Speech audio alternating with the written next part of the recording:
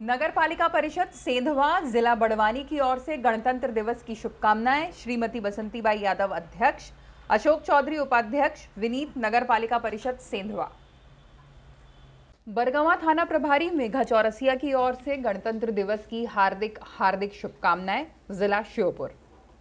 ओछापुर थाना प्रभारी कीर्ति राजावत की ओर से गणतंत्र दिवस की हार्दिक हार्दिक शुभकामनाएं। जिला श्योपुर। आवदा थाना प्रभारी ममता गुर्जर की ओर से गणतंत्र दिवस की हार्दिक हार्दिक शुभकामनाएं। जिला श्योपुर।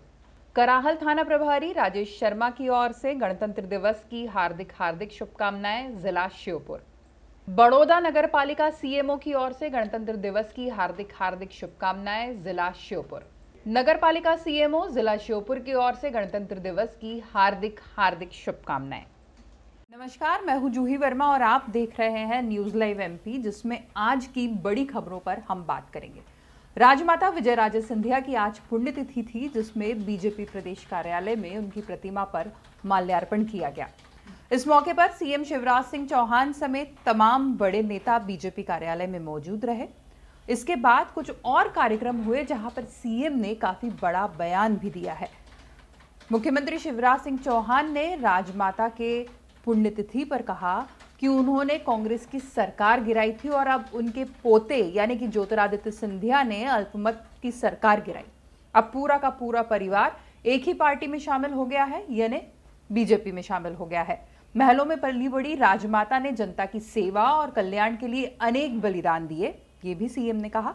उन्होंने ये भी कहा कि वो राजमाता नहीं बल्कि लोक माता थी। वो सभी की मां थी, सभी को समान रूप से स्नेह करती थी। राजमाता की पुण्यतिथि पर प्रदेश कार्यालय में भी श्रद्धांजलि अर्पित की गई। इसके आगे कुछ और बड़ी खबरें, 10 अलग अलग खबरें पे हम बात कर रहे हैं। नगरीय निकाय चुनाव से जुड़ी बड़ी घोषणा हो चुकी है। राज्य निर्वाचन आयुक्त बीपी सिंह ने बड़ा बयान दिया है। इस बयान के मुताबिक अब मध्य प्रदेश में नगरीय निकाय चुनाव की तारीख बिल्कुल आगे नहीं बढ़ेगी और 3 मार्च के बाद कभी भी नगरीय निकाय चुनाव हो सकते हैं। आपको बता दें, इससे पहले भी नगरीय निकाय चुनाव 2 बार टल चुके हैं, पर अब निर्वाचन आयुक्त की इस बयान के बाद चुनाव टलने का अंदेशा खत्म हो चुका है। अब बात करते हैं गणतंत्र दिवस की, जिस मौके पर पूरे प्रदेश में अलग अलग जगह कई कार्यक्रम होते हैं। लाल परेड मैदान पर जवाहरलाल नेहरू स्टेडियम में झंडा वंदन होगा। इस मौके पर शहर की सुरक्षा व्यवस्था काफी चाक चौबंद होगी और इस मौके पर बम डिस्पोजल और डॉग स्क्वाड और पुलिस सभी चौकन्ना होंगी। खास चेकिंग की जा रही है, पैदल मार्च किए जा रहे हैं, यानी पैदल पेट्रोलिंग भी हो रही है। रेलवे स्टेशन से लेकर सभी बाजारों में, बस स्टैंड और खास तौर पर जो होटल्स हैं वहां पर खास चेकिंग की जा रही है। बिना पहचान पत्र के कोई होटल में अगर रुका है तो उन पर नजर रखी जा रही है। होटल वालों को सख्त ताकीद किया गया है कि वो कोई भी अगर आई कार्ड के बिना आता है तो उन्हें रूम नहीं दिया जाएगा। इस तरह की सख्त चेतावनी भोपाल पुलिस ने और पूरे प्रदेश में पुलिस ने दी है होटल्स वालों को। शहर भर में 150 से अधिक चेकिंग पॉइंट भी बनाए गए हैं। करीब 4000 का पुलिस फोर्स लगा हुआ है। गणतंत्र दिवस समारोह का आयोजन लाल परेड ग्राउंड में होता आया है, आपको बता दें, और ये कार्यक्रम सुबह 9 बजे 26 जनवरी को शुरू हो जाएगा, जिसमें मुख्य अतिथि आते हैं, परेड की सलामी लेते हैं और जनसभा को संबोधित भी करते हैं। पिछले वर्ष की तरह ही ये कार्यक्रम होगा, जिसमें पुलिस, होमगार्ड, विशेष सशस्त्र बल, जेल वार्डन, सीआईएसएफ, आरएएस की टुकड़ी शामिल होंगी और एनसीसी, एनएसएस, स्काउट गाइड, शौर्य दल भी शामिल होते हैं, पर इस बार शामिल नहीं होंगे। उसकी वजह है कोरोना को देखते हुए कुछ गाइडलाइंस का फॉलो किया जा रहा है। घुड़सवारी कार्यक्रम और झांकियां भी निकाली जाएंगी, लेकिन बच्चे इस बार शामिल नहीं होंगे। सभी जिला मुख्यालयों पर जितने भी मुख्य अतिथि होते हैं वो झंडा वंदन करेंगे, मुख्यमंत्री का संदेश भी पढ़ेंगे, पर इस बार सख्त गाइडलाइन ये है कि कहीं भी जिला मुख्यालय के अलावा इस तरह के कार्यक्रम इस बार नहीं होंगे। फिल्म अभिनेता सोनू सूद भोपाल में थे, जहां पर उन्होंने लोगों से सीट बेल्ट और हेलमेट पहनने की अपील की। पुलिस के अनुरोध पर उन्होंने सार्वजनिक तौर पर यह अपील की कि सभी लोग सीट बेल्ट आगे से लगाएं, पीछे से नहीं। 72वें सड़क सुरक्षा माह के अवसर पर उन्होंने लोगों को ट्रैफिक नियम समझाए, ट्रैफिक पुलिस की अनुरोध पर ही उन्होंने ये बातें कही और ये भी कहा कि जब वो कॉलेज में थे तो हाथ में लटका कर हेलमेट चलते थे, पर युवाओं को ऐसा नहीं करना चाहिए। अब मध्य प्रदेश की राजनीति से जुड़ी बड़ी खबर, विधानसभा अध्यक्ष का पद 17 साल बाद विंध्य के खाते में जा सकता है। भाजपा के वरिष्ठ विधायक गिरीश गौतम, केदार शुक्ला का नाम इस रेस में बहुत आगे है। मुख्यमंत्री शिवराज सिंह चौहान, प्रदेश अध्यक्ष वी डी शर्मा और संगठन महामंत्री सुहास भगत इस मामले पर चर्चा कर चुके हैं। आखिरी बैठक में मुहर इस पर लग जाएगी और 24 दिसंबर 1993 से 11 दिसंबर 2003 तक इसमें विधानसभा अध्यक्ष विंध्य से रहे थे। उज्जैन की गंभीर नदी में रविवार को बड़ा हादसा हुआ, जिस हादसे में 3 लोगों की मौत हुई। इस हादसे में लापता अविनाश तिवारी का शव 30 घंटे बाद मिला। सोमवार को दोपहर 12:15 बजे उनका शव मिला। आपको बता दें, नदी कार में गिरी थी, जिसके बाद से अविनाश का शव नहीं मिल रहा था। इस वजह से उसे तलाशने के लिए इंदौर से गोताखोरों को बुलाया गया था। सोमवार सुबह 9:30 बजे से सर्चिंग अभियान शुरू हुआ। इसमें स्थानीय मछुआरे भी साथ में थे, जिनकी मदद ली गई। अविनाश की पत्नी प्रियंका और छोटे भाई अनुराग तिवारी के शव पहले ही मिल गए थे। आपको बता दें, अविनाश बेंगलुरु की एक कंपनी में प्राइवेट जॉब करते थे, जो बिहार के सिवान जिले के सिरसिया गांव के निवासी थे। वो अपने कुछ रिश्तेदारों से मिलने के लिए एक छोटे से टूर पर निकले हुए थे। अविनाश तिवारी, उनकी पत्नी प्रियंका और छोटा भाई अनुराग साथ में थे।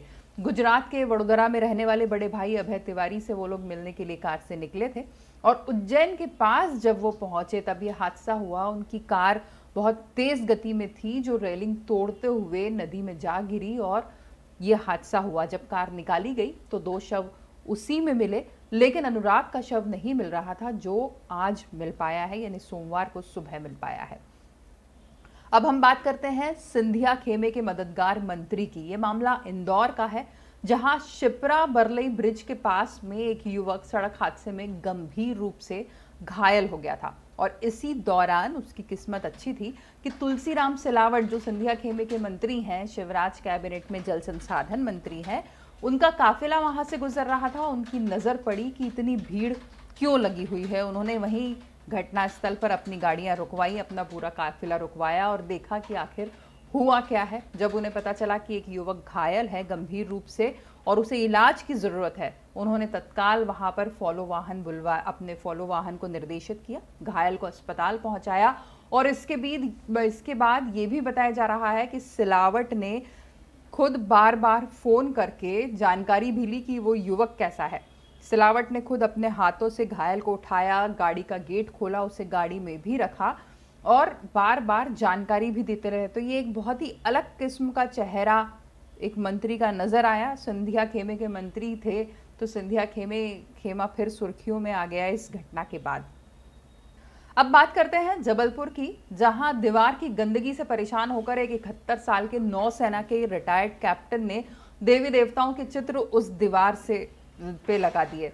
एक परेशानी से तो उन्हें निजात मिल गई कि वो गंदगी नहीं हो रही थी, पर दूसरी मुसीबत बहुत ज्यादा बढ़ गई, क्योंकि जिस दीवार पर गंदगी थी वहां देवी देवताओं की फोटो देखकर हिंदू सेवा परिषद के कार्यकर्ता बहुत ही ज्यादा बुरी तरह भड़क गए। उन्होंने थाने में शिकायत भी कर दी।